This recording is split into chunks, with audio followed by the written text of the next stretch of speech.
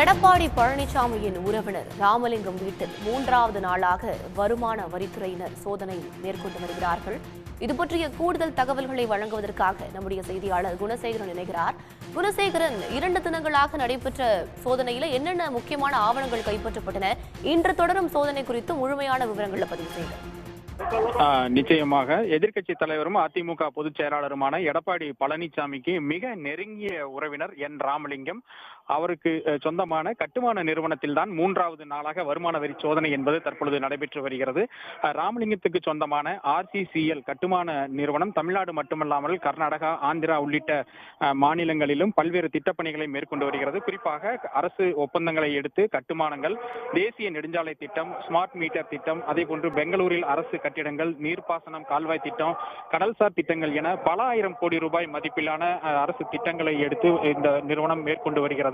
வரி ஏய்ப்பு செய்ததாக எழுந்த புகாரின் அடிப்படையில் தற்பொழுது இந்த சோதனை என்பது நேற்று முன்தினம் தொடங்கியது. தொடர்ச்சியாக இரவு பகலாக இந்த சோதனை என்பது நடைபெற்று வரக்கூடிய சூழ்நிலையில் தற்பொழுது 3வது நாளாக இந்த வருமான வரி சோதனை ஈரோட்டில் நீடித்து வருகிறது. RCCL நிறுவனத்தினுடைய தலைமை அலுவலகம் இருக்கக்கூடிய ஈரோடு செட்டிபாளையத்தில் இருக்கக்கூடிய அந்த அலுவலகம் மற்றும் ராமலிங்கத்தினுடைய வீடு ஆகியவற்றில் இந்த சோதனை நடைபெற்று வருகிறது. இது மட்டுமல்லாமல் RPP நிறுவன உரிமையாளர் செல்வசுந்தரத்தினுடைய வீடு ரகுபதி நாயக்கன் பாளையத்திலும் அலுவலகமான முல்லாம்பரப்பிலும் இந்த சோதனை நீடித்து வருகிறது.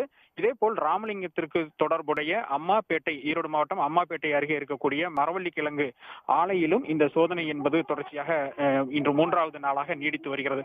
கடந்த 2 நாட்களில் நடைபெற்ற இந்த சோதனையில் சில முக்கிய ஆவணங்கள் கைப்பற்றப்பட்டு இருப்பதாக கூறப்படுகின்றது.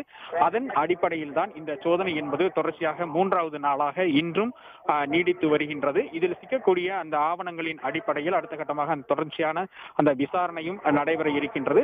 இந்த சோதனை முழுமையாக நிறைவடைந்ததற்கு பிறகாகத்தான் இதில் வரி ஏய்ப்பு எவ்வளவு செய்திருக்கிறார்கள் போன்ற விவரங்கள் தெரிய வரும். விவரங்களுக்கு நன்றி குணசேகரன். உடனுக்குடன் செய்திகளை தெரிந்து கொள்ள சன் நியூஸ் பெல் ஐகானை கிளிக் பண்ணுங்க.